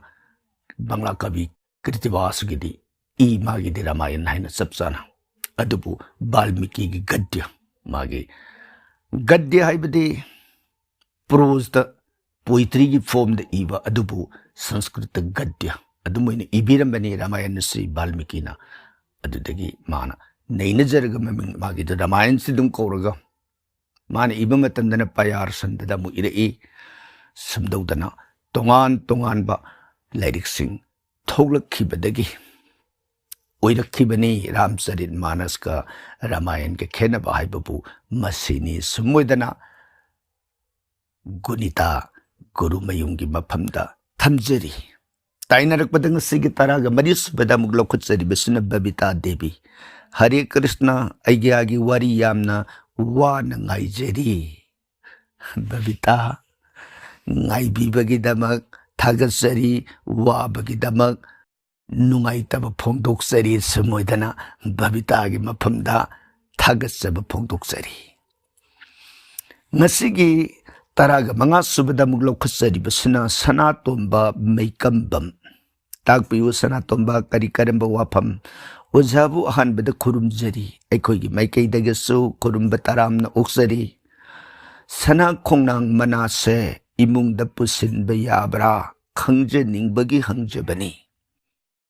sana tomba maikambam sana kongnang imung da pusin bayai karim ta kaiba leite sumoidana thamjari aduga aigi mesura swini yumsikation numitni kalengi kungan nipan bada pokpani kari lai ningjeraga kanagani Takpiu sumoidana Pongdopirak Pasanatomba Maikambangbi Wapamasi Tabada Nungai Aigi Mesrasi Yumsakaisha Kunipani Panba Haina Pongdopir Iba Mayak Mayamasiki Manungta Samna Aigi Death of Bart Asini Aigi Bart Time Pokibu Pungpamna Asini Haiba Ani Dukak Ibira Amagadi Ekoina Yamna Laina ꯑꯁꯤꯒꯨꯝꯕ ꯗꯦꯕꯇꯥꯁꯦ ꯅꯍꯥꯛꯀꯤ ꯄꯛꯅꯕ ꯏꯁꯣꯔ ꯑꯣꯏꯔꯦ ꯍꯥꯏꯅ ꯄꯥꯎꯈꯨꯝ ꯄꯤꯖꯔꯝꯕ ꯉꯝꯃꯝꯒꯗꯧꯕꯅꯤ꯫ ꯑꯗꯨꯕꯨ ꯍꯥꯏꯔꯤꯕ ꯔꯥꯁꯤ, ꯏꯄꯣꯛ ꯅꯨꯃꯤꯠ, ꯏꯄꯣꯛ ꯊꯕꯥꯟ, ꯏꯄꯣꯛ ꯊꯥ ꯑꯁꯤ ꯄꯤꯔꯛꯄꯁꯤꯅꯗꯤ ꯆꯞ ꯆꯥꯕ ꯏꯁꯣꯔꯗ ꯑꯩꯈꯣꯏꯅ ꯍꯥꯏꯕꯗ ꯈꯖꯤꯛ ꯂꯨꯅ ꯊꯣꯛꯏ꯫ ꯇꯁꯦꯡꯅ ꯈꯪꯕꯤꯅꯤꯡꯉꯒꯗꯤ ꯑꯩꯒꯤ ꯗꯦꯠ ꯑꯣꯐ ꯕꯥꯔꯊ, ꯄꯣꯛꯈꯤꯕꯒꯤ ꯏꯪꯒ꯭ꯔꯥꯖꯤꯒꯤ ꯇꯥꯔꯤꯛ, ꯊꯥ, ꯆꯍꯤ, ꯑꯗꯨꯒ ꯑꯩꯒꯤ ꯄꯣꯛꯈꯤꯕ ꯆꯞ ꯆꯥꯕ ꯑꯦꯀꯨꯔꯦꯠ ꯇꯥꯏꯃꯤꯡ ꯑꯗꯨꯒ ꯑꯅꯤꯗꯨꯈꯛ ꯏꯕꯤꯔꯛꯑꯒꯗꯤ ꯁꯣꯏꯗꯅ ꯄꯥꯎꯈꯨꯝ ꯊꯝꯖꯒꯦ꯫ ꯑꯁꯨꯝ ꯑꯣꯏꯗꯅ ꯁꯅꯥꯇꯣꯝꯕ ꯃꯩꯀꯝꯕꯪꯒꯤ ꯃꯐꯝꯗ ꯍꯪꯒꯠꯆꯔꯤ꯫ ꯑꯗꯨꯒ ꯉꯁꯤꯒꯤ ꯑꯔꯣꯏꯕ 13 ꯁꯨꯕ ꯋꯥꯍꯪꯗ ꯂꯧꯈꯠꯆꯔꯤꯕꯁꯤꯅ ꯑꯟꯖꯅꯥ ꯁꯤꯡ꯫ ꯇꯥꯛꯄꯤꯌꯨ ꯑꯟꯖꯅꯥ꯫ ꯄꯥꯕꯨꯡ, ꯋꯥꯍꯪ ꯑꯃꯇ ꯍꯪꯖꯒꯦ, ꯇꯥꯛꯄꯤꯌꯨ ꯀꯔꯤ ꯀꯔꯝꯕ ꯋꯥꯍꯪ? ꯂꯛꯁꯃꯤꯗ ꯊꯥꯎꯅ ꯃꯩꯔꯥ ꯀꯠꯄ ꯌꯥꯕ꯭ꯔꯥ? ꯀꯔꯤ ꯀꯔꯤ ꯀꯠꯂꯒ ꯃꯍꯩ ꯆꯥꯎꯕꯒꯦ ꯇꯥꯛꯄꯤꯌꯨ ꯄꯥꯕꯨꯡꯅ꯫ ꯑꯗꯨꯒ ꯑꯩꯒꯤ ꯀꯩꯅ꯭ꯌꯥ ꯔꯥశꯤꯒꯤ ꯃꯟꯇ꯭ꯔ ꯊꯥꯕꯤꯔꯛꯅꯕ ꯋꯥꯆꯞꯇ ꯊꯥꯖꯔꯛꯀꯦ꯫ ꯊꯥꯒꯠꯆꯔꯤ ꯑꯟꯖꯅꯥ ꯁꯤꯡ꯫ ꯑꯩ ꯏꯁꯥꯒꯤ ꯔꯥశꯤ, ꯀꯩꯅ꯭ꯌꯥ ꯔꯥశꯤꯒꯤ ꯃꯔꯝꯗ ꯊꯥꯕꯤꯔꯛꯅꯕ ꯑꯩꯈꯣꯏꯒꯤ ꯋꯥꯆꯞꯇ ꯊꯥꯖꯔꯛꯀꯦ ꯍꯥꯏꯕꯁꯤ ꯊꯥꯕꯤꯔꯛꯑꯣ꯫ ꯑꯩꯈꯣꯏ ꯁꯣꯏꯗꯅ ꯃꯗꯨꯒꯤ ꯃꯟꯇ꯭ꯔꯗꯨ ꯑꯗꯣꯝꯒꯤ ꯋꯥꯆꯞ ꯅꯝꯕꯔꯗ ꯈꯪꯍꯟꯖꯔꯛꯀꯦ꯫ ꯑꯗꯨꯒ ꯇꯥꯏꯅꯔꯛꯄꯗ ꯃꯊꯛꯇ ꯊꯝꯕꯤꯈꯤꯕ ꯊꯥꯎꯅ ꯃꯩꯔꯥ ꯀꯠꯄ ꯌꯥꯕ꯭ꯔꯥ ꯍꯥꯏꯔꯤꯕꯁꯤꯗ ꯊꯥꯎ ꯍꯥꯏꯕꯁꯤ ꯃꯌꯦꯛꯁꯤ ꯈꯖꯤꯛ ꯁꯦꯡꯕꯤꯔꯛꯇꯕ ꯍꯥꯏꯕ ꯇꯥꯏ꯫ ꯍꯥꯏꯕꯗꯤ ꯊꯥꯎ ꯍꯥꯏꯕꯁꯤꯗ ꯊꯥꯎ ꯀꯦꯔꯣꯁꯤꯟ ꯑꯣꯏꯒꯗꯧꯔꯤꯕ꯭ꯔꯥ, ꯍꯪꯒꯥꯝ ꯊꯥꯎ ꯑꯣꯏꯒꯗꯧꯔꯤꯕ꯭ꯔꯥ, ꯘꯤꯒꯤ ꯊꯥꯎ ꯑꯣꯏꯒꯗꯧꯔꯤꯕ꯭ꯔꯥ ꯍꯥꯏꯕꯗꯨꯕ ꯃꯌꯦꯛꯁꯤ ꯁꯦꯡꯕꯤꯔꯛꯇꯕꯁꯤꯅ ꯃꯔꯝ ꯑꯣꯏꯗꯅ ꯑꯩꯈꯣꯏꯗ ꯄꯥꯎꯈꯨꯝꯁꯤ ꯈꯖꯤꯛ ꯉꯛꯅ ꯊꯣꯛꯏ꯫ ꯑꯗꯨꯕꯨ ꯃꯌꯦꯛ ꯁꯦꯡꯉꯛꯇꯕ ꯇꯥꯔꯒꯁꯨ ꯑꯩꯈꯣꯏꯅ ꯈꯔꯗꯪ ꯊꯝꯖꯔꯕꯗ ꯍꯪꯒꯥꯝ ꯊꯥꯎꯅ ꯃꯩꯔꯥ ꯀꯠꯄ ꯐꯠꯇꯦ, ꯀꯦꯔꯣꯁꯤꯟꯅ ꯀꯠꯄ ꯐꯠꯇꯦ, ꯀꯦꯟꯗꯜꯅ ꯇꯉꯥꯏ ꯐꯗꯅ ꯀꯠꯄ ꯌꯥꯏ꯫ ꯃꯗꯨ ꯏꯁꯣꯔ ꯈꯨꯗꯤꯡꯃꯛꯅ ꯀꯦꯟꯗꯜꯅ ꯀꯠꯄꯗ ꯄꯥꯝꯕ ꯑꯣꯏꯗꯦ꯫ ꯏꯁꯣꯔꯒꯤ ꯃꯐꯝꯗ ꯀꯠꯆꯕꯒꯤ ꯈ꯭ꯋꯥꯏꯗꯒꯤ ꯍꯦꯟꯅ ꯄꯥꯝꯕꯗꯤ ꯘꯤꯒꯤ ꯊꯥꯎꯃꯩ꯫ ꯘꯤꯒꯤ ꯊꯥꯎꯃꯩ ꯍꯥꯏꯕꯁꯤꯗꯁꯨ ꯑꯃꯨꯛ ꯁꯟꯒꯤ ꯑꯁꯦꯡꯕ ꯘꯤꯒꯤ ꯊꯥꯎꯃꯩ ꯑꯗꯣ ꯃꯗꯨ ꯈ꯭ꯋꯥꯏꯗꯒꯤ ꯍꯦꯟꯅ ꯄꯥꯝꯕ ꯑꯣꯏ꯫ ꯑꯗꯨꯕꯨ ꯀꯔꯤꯒꯨꯝꯕ ꯗꯦꯕꯇꯥ ꯈꯔꯗ ꯍꯪꯒꯥꯝ ꯊꯥꯎꯅ ꯄꯥꯝꯕ ꯂꯩ, ꯑꯗꯨꯗꯒꯤ ꯈꯣꯏꯔꯨꯒꯤ ꯊꯥꯎꯃꯩ ꯄꯥꯝꯕ ꯂꯩ꯫ ꯁꯨꯝ ꯑꯣꯏꯗꯅ ꯃꯥꯒꯤ ꯃꯑꯣꯡ ꯈꯔꯗꯤ ꯑꯗꯨꯝ ꯄꯤꯖꯈ꯭ꯔꯦ꯫ ꯃꯄꯨꯡ ꯑꯣꯏꯅ ꯀꯦꯔꯣꯁꯤꯟꯒꯤ ꯊꯥꯎꯃꯩꯗꯤ ꯏꯁꯣꯔ ꯈꯨꯗꯤꯡꯃꯛꯅ ꯄꯥꯝꯗꯦ ꯍꯥꯏꯖꯕ ꯇꯥꯏ꯫ ꯑꯗꯨꯒ ꯀꯔꯤ ꯀꯔꯤ ꯀꯠꯂꯒ ꯃꯍꯩ ꯆꯥꯎꯕꯒꯦ ꯇꯥꯛꯄꯤꯌꯨ ꯍꯥꯏꯅ ꯇꯥꯛꯄꯤꯔꯛꯂꯤꯕ ꯋꯥꯍꯪ ꯑꯁꯤꯒꯤ ꯄꯥꯎꯈꯨꯝꯗꯗꯤ ꯑꯟꯖꯅꯥ, ꯀꯠꯄꯒꯤ ꯃꯔꯝꯂꯣꯝꯗ ꯈꯛꯇ ꯆꯪꯁꯤꯟꯕꯤꯕꯒꯤ ꯃꯍꯨꯠꯇ ꯍꯥꯏꯖꯕ ꯇꯥꯏ꯫ ꯑꯌꯥꯝꯕꯅ ꯀꯠꯄꯁꯤ ꯀꯔꯤ ꯀꯠꯂꯒ ꯄꯦꯟꯕꯤꯒꯗꯒꯦ ꯍꯥꯏꯕ ꯋꯥꯍꯪꯁꯤ ꯌꯥꯝ ꯇꯣꯏꯅ ꯍꯪꯉꯤ꯫ ꯑꯗꯨꯕꯨ ꯑꯩꯈꯣꯏꯅ ꯊꯝꯖꯅꯤꯡꯕꯗꯤ ꯀꯠꯄꯔꯣꯝꯗ ꯌꯥꯝ ꯄꯨꯁꯤꯟꯕꯒꯤ ꯃꯍꯨꯠꯇ ꯑꯩꯒꯤ ꯊꯃꯣꯏ ꯁꯦꯡꯕ, ꯑꯩꯒꯤ ꯂꯝꯆꯠ ꯆꯨꯝꯊꯣꯛꯄ ꯍꯥꯏꯕꯁꯤ ꯌꯥꯝ ꯗꯔꯀꯥꯔ ꯑꯣꯏ ꯍꯥꯏꯕꯁꯤꯃꯇꯪ ꯊꯝꯖꯒꯦ꯫ ꯍꯥꯏꯕꯗꯤ ꯂꯛष्ꯃꯤ ꯃꯁꯥꯃꯛꯅ ꯅꯍꯥꯟ ꯑꯩꯈꯣꯏꯅ ꯊꯥꯒꯠꯆꯈꯤꯕ ꯕ꯭ꯂꯣꯛ ꯄꯣꯁ ꯑꯗꯨꯗꯁꯨ ꯍꯥꯏꯈꯤꯕꯗꯨ, ꯂꯛష్ꯃꯤ ꯏꯕꯦꯝꯃꯅ ꯀꯔꯤ ꯍꯥꯏꯕꯒꯦ ꯍꯥꯏꯕꯗ, ꯂꯛష్ꯃꯤ ꯑꯩꯒꯤꯗꯃꯛꯅꯦ ꯍꯥꯏꯗꯅ ꯃꯤ ꯃꯍꯥꯛ ꯑꯗꯨꯅ ꯅꯨꯄꯤ ꯑꯣꯏꯁꯅꯨ ꯅꯤꯄꯥ ꯑꯣꯏꯁꯅꯨ ꯑꯩꯒꯤ ꯏꯐꯝꯗ ꯃꯥꯅ ꯍꯩꯔꯨ ꯍꯩꯔꯥ ꯆꯥꯅ ꯊꯛꯅꯅꯕ ꯍꯦꯛ ꯑꯩꯅ ꯄꯥꯝꯖꯕ ꯈꯨꯗꯤꯡꯃꯛ ꯑꯗꯨ ꯀꯠꯇꯅ, ꯑꯩꯒꯤꯗꯃꯛ ꯃꯥꯅ ꯕ꯭ꯔꯇ ꯎꯄꯕꯥꯁ ꯀꯠꯇꯅ ꯅꯠꯇ꯭ꯔꯒ ꯉꯝꯖꯕ ꯕ꯭ꯔꯇ ꯀꯠꯆꯗꯅ ꯅꯠꯇ꯭ꯔꯒꯅ ꯁꯒꯣꯜꯁꯦ ꯅꯨꯃꯤꯠꯇ ꯑꯩꯒꯤꯗꯃꯛꯅꯦꯅ ꯃꯥꯅ ꯃꯌꯥꯝ ꯇꯧꯕꯗꯣ, ꯃꯗꯨꯅ ꯑꯩꯅ ꯃꯥꯕꯨ ꯄꯦꯟꯗꯤ ꯄꯦꯜꯂꯤ ꯍꯥꯏꯕꯕꯨ ꯑꯩꯒꯤ ꯃꯄꯨꯡ ꯐꯥꯕ ꯄꯦꯟꯕ ꯍꯥꯏꯕꯗꯨꯗꯤ ꯄꯤꯕ ꯉꯝꯗꯦ꯫ ꯑꯩꯒꯤ ꯃꯄꯨꯡ ꯐꯥꯕꯗꯨ ꯑꯣꯏꯍꯟꯒꯦ ꯍꯥꯏꯔꯒꯗꯤ ꯃꯤ ꯃꯍꯥꯛ ꯑꯗꯨꯅ ꯒꯨꯅꯥꯌꯅꯪ ꯁꯤꯂꯙꯔꯪ ꯀꯤꯔꯤꯇ꯭ꯌꯒꯪ ꯕ꯭ꯔꯤꯗꯥꯁ꯭ꯔꯌꯪ ꯇꯪ ꯕ꯭ꯔꯤꯍꯅꯨ ꯇꯦꯍꯅꯨ ꯙꯅ ꯁꯝꯄꯗꯪ ꯍꯥꯏꯕ ꯋꯥꯐꯝꯗꯣ ꯂꯛష్ꯃꯤ ꯃꯥꯅ ꯊꯝꯈꯤꯕꯅꯤ ꯁ꯭ꯔꯤꯃꯗ ꯚꯥꯒꯋꯠ꯫ ꯀꯔꯤ ꯍꯥꯏꯔꯤꯕꯒꯦ ꯍꯥꯏꯕꯗ ꯃꯕꯨꯡꯉꯣ ꯀ꯭ꯔꯤꯁꯅꯗꯅꯤ ꯃꯥꯅ ꯍꯥꯏꯈꯤꯕꯗꯨ, ꯃꯤ ꯃꯍꯥꯛ ꯑꯗꯨꯅ ꯒꯨꯅꯥꯌꯅꯪ ꯃꯒꯨꯟ ꯂꯩꯔꯕ, ꯀꯤꯔꯤꯇ꯭ꯌꯒ꯭ꯌꯪ ꯃꯊꯧ ꯃꯁꯛ ꯈꯪꯉꯕ, ꯂꯝꯆꯠ ꯐꯖꯔꯕ, ꯁꯤꯂꯙꯔꯪ ꯃꯊꯧ ꯃꯁꯛ ꯈꯪꯉꯕ, ꯕ꯭ꯔꯤꯗꯥꯁ꯭ꯔꯌꯪ ꯑꯍꯜ ꯂꯃꯟ ꯒꯨꯔꯨꯖꯣꯟꯁꯤꯡꯒꯤ ꯁꯦꯕꯥꯗ ꯄꯨꯛꯅꯤꯡ ꯆꯪꯉꯕ, ꯍꯥꯏꯔꯤꯕ ꯃꯔꯤꯁꯦ ꯉꯥꯛꯑꯕ ꯑꯗꯨꯒꯨꯝꯕ ꯇꯪꯕ꯭ꯔꯤꯅꯨ ꯇꯦꯍꯅꯨ ꯙꯅ ꯁꯝꯄꯗꯪ ꯑꯗꯨꯒꯨꯝꯕ ꯃꯤ ꯑꯗꯨꯒꯤ ꯃꯅꯥꯛꯇ ꯂꯛష్ꯃꯤ ꯑꯩꯁꯦ ꯏꯇꯣꯝꯇ ꯏꯔꯅꯥꯏ ꯂꯥꯛꯇꯨꯅ ꯂꯩꯖꯔꯒꯗꯕꯅꯦ ꯍꯥꯏꯈꯤꯕꯗꯣ ꯑꯗꯨꯅ ꯑꯩꯈꯣꯏꯅ ꯄꯨꯖꯥꯗ ꯀꯠꯅꯅꯕ ꯄꯣꯠꯂꯝ ꯆꯩꯔꯝꯗ ꯑꯐꯕ ꯌꯥꯝ ꯍꯦꯟꯅ ꯇꯥꯟꯗꯅ ꯀꯠꯄꯔꯣꯝꯗ ꯚꯥꯞꯁꯤ ꯆꯪꯁꯤꯟꯕꯤꯕꯒꯤ ꯃꯍꯨꯠꯇ ꯂꯛష్ꯃꯤ ꯃꯥꯅ ꯍꯥꯏꯈꯤꯕꯗꯨꯒꯨꯝꯅ ꯃꯥꯕꯨ ꯅꯨꯡꯁꯤꯅ ꯉꯝꯖꯕ ꯈꯔꯅ ꯉꯝꯃꯒꯅ ꯑꯉꯝꯕꯁꯤꯡꯒ ꯂꯣꯏꯅꯅ ꯄꯨꯖꯥ ꯑꯗꯨꯝ ꯀꯠꯆꯕ ꯅꯨꯡꯁꯤꯅ ꯆꯪꯖꯕ ꯃꯄꯨꯡ ꯑꯣꯏꯅ ꯃꯤ ꯃꯍꯥꯛ ꯑꯗꯨꯅ ꯃꯁꯥꯒꯤ ꯃꯒꯨꯟꯕꯨ ꯃꯁꯥꯅ ꯉꯥꯛꯅ ꯆꯠꯂꯨ ꯃꯁꯥꯒꯤ ꯃꯊꯧ ꯃꯁꯛ ꯈꯪꯉꯨ ꯂꯝꯆꯠ ꯐꯖꯧ ꯑꯍꯜ ꯂꯃꯟ ꯒꯨꯔꯨꯖꯣꯟꯒꯤ ꯁꯦꯕꯥꯗ ꯏꯁꯣꯔꯒꯤ ꯁꯦꯕꯥꯗ ꯄꯨꯛꯅꯤꯡ ꯆꯪꯉꯨ ꯍꯥꯏꯔꯤꯕ ꯃꯔꯤꯁꯦ ꯉꯥꯛꯑꯕ ꯃꯍꯥꯛ ꯑꯗꯨꯒꯤ ꯃꯐꯝꯗ ꯑꯩ ꯇꯣꯝ ꯂꯥꯛꯑ ꯂꯩꯔꯒꯗꯕꯅꯤ ꯂꯛష్ꯃꯤꯅ ꯂꯥꯎꯊꯣꯛꯈꯤꯕꯗꯣ ꯑꯗꯨꯅ ꯃꯔꯝ ꯑꯣꯏꯗꯅ ꯑꯩꯈꯣꯏꯅ ꯄꯨꯖꯥꯔꯣꯝꯗ ꯍꯣꯏ ꯃꯥꯒꯤ ꯄꯔꯕ ꯗꯤꯟ ꯂꯥꯛꯄ ꯅꯨꯃꯤꯠꯇ ꯄꯔꯕ ꯗꯤꯟ ꯍꯥꯏꯕꯗꯤ ꯏꯕꯦꯝꯃꯒꯤ ꯄꯨꯖꯥꯒꯤ ꯅꯨꯃꯤꯠꯅꯤ ꯍꯥꯏꯅ ꯂꯥꯛꯄ ꯅꯨꯃꯤꯠ ꯑꯗꯨꯗ ꯏꯕꯦꯝꯃꯅ ꯄꯦꯟꯕꯤꯅꯅꯕ ꯉꯝꯖꯕ ꯄꯨꯖꯥꯒꯤ ꯄꯣꯠꯂꯝ ꯂꯣꯏꯅꯕ ꯊꯤꯔꯨꯕ ꯉꯝꯗ꯭ꯔꯕꯁꯨ ꯑꯉꯝꯕ ꯉꯝꯖꯕ ꯈꯔꯅ ꯅꯨꯡꯁꯤꯅ ꯏꯃꯥꯕꯨ ꯈꯨꯔꯨꯝꯖꯕ ꯄꯨꯖꯥ ꯀꯠꯆꯕ ꯑꯗꯨꯒ ꯅꯤꯇꯤꯒꯤ ꯑꯣꯏꯅ ꯀꯠꯄꯤꯒꯦ ꯍꯥꯏꯔꯕꯁꯨ ꯅꯤꯇꯤꯒꯤ ꯃꯥꯕꯨ ꯀꯥꯎꯗꯅ ꯑꯗꯨꯝ ꯅꯨꯡꯁꯤꯅ ꯅꯤꯡꯖꯕ ꯈꯨꯗꯤꯡꯃꯛ ꯑꯗꯨ ꯑꯗꯨꯝ ꯇꯧꯖꯔꯒ ꯃꯄꯨꯡ ꯑꯣꯏꯕꯗꯗꯤ ꯍꯧꯖꯤꯛ ꯂꯛష్ꯃꯤ ꯏꯃꯥꯃꯛꯅ ꯍꯥꯏꯈꯤꯕꯗꯣ ꯃꯗꯣꯝꯗ ꯑꯣꯏꯅ ꯆꯪꯁꯤꯟꯕꯤꯕꯅ ꯈ꯭ꯋꯥꯏꯗꯒꯤ ꯍꯦꯟꯅ ꯐꯕ ꯑꯣꯏ ꯍꯥꯏꯕ ꯋꯥꯐꯝꯁꯤꯃꯇꯪ ꯑꯟꯖꯅꯥꯁꯤꯡꯒꯤ ꯃꯐꯝꯗ ꯊꯝꯖꯔꯤ ꯀꯠꯄꯒꯤꯗꯤ ꯃꯃꯥꯡꯗꯁꯨ ꯀꯌꯥꯔꯛ ꯍꯟꯅ ꯂꯛష్ꯃꯤꯒꯤ ꯄꯣꯁꯇ ꯇꯣꯞ ꯇꯣꯞꯁꯤꯡꯗ ꯍꯥꯏꯖꯈ꯭ꯔꯦ ꯂꯛష్ꯃꯤꯅ ꯄꯥꯝꯖꯕꯗꯤ ꯃꯥꯒꯤ ꯄꯟꯆꯒꯩꯕꯦ ꯄꯟꯆꯒꯨꯔꯤ ꯑꯗꯨꯒ ꯔꯛꯇ ꯀꯃꯜꯅꯆꯤꯡꯕ ꯇꯣꯉꯥꯟ ꯇꯣꯉꯥꯟꯅ ꯄꯤꯈꯤꯕꯁꯤꯡ ꯑꯗꯨ ꯑꯩꯅ ꯉꯝꯖꯕ ꯈꯔꯗꯪ ꯑꯗꯨꯝ ꯀꯠꯆꯕ ꯉꯝꯃꯒꯅ ꯂꯣꯏꯅ ꯀꯠꯆꯕ ꯌꯥꯔꯦ ꯑꯗꯨꯒ ꯄꯨꯖꯥꯁꯤ ꯀꯠꯄꯤꯌꯨ ꯁꯨꯝꯕꯗꯅ ꯑꯟꯖꯅꯥꯁꯤꯡꯒꯤ ꯃꯐꯝꯗ ꯊꯝꯖꯔꯤ ꯊꯥꯒꯠꯆꯔꯤ ꯉꯁꯤ ꯑꯩꯈꯣꯏꯒꯤ ꯌꯥꯍꯦꯟꯕ ꯄ꯭ꯔꯗꯛꯁꯟꯅ ꯄꯨꯊꯣꯛꯆꯔꯤꯕ ꯋꯥꯍꯪ ꯄꯥꯎꯈꯨꯝꯒꯤ ꯊꯧꯔꯝ ꯑꯁꯤ ꯃꯈꯥꯗ ꯑꯇꯣꯞꯄ ꯋꯥꯍꯪ ꯂꯩꯇ꯭ꯔꯕꯅ ꯉꯁꯤꯒꯤꯗꯤ ꯃꯇꯥꯡ ꯑꯁꯤꯗ ꯆꯤꯊꯤ ꯋꯥꯍꯪ ꯄꯨꯈꯠꯄꯤꯔꯛꯈꯤꯕ ꯑꯃꯗꯤ ꯇꯥꯕꯤꯔꯤꯕ ꯈ꯭ꯋꯥꯏ ꯄꯨꯝꯅꯃꯛꯄꯨ ꯑꯔꯣꯏꯕꯁꯤꯗ ꯑꯃꯨꯛꯀꯁꯨ ꯍꯟꯅ ꯈꯨꯔꯨꯝꯖꯔꯤ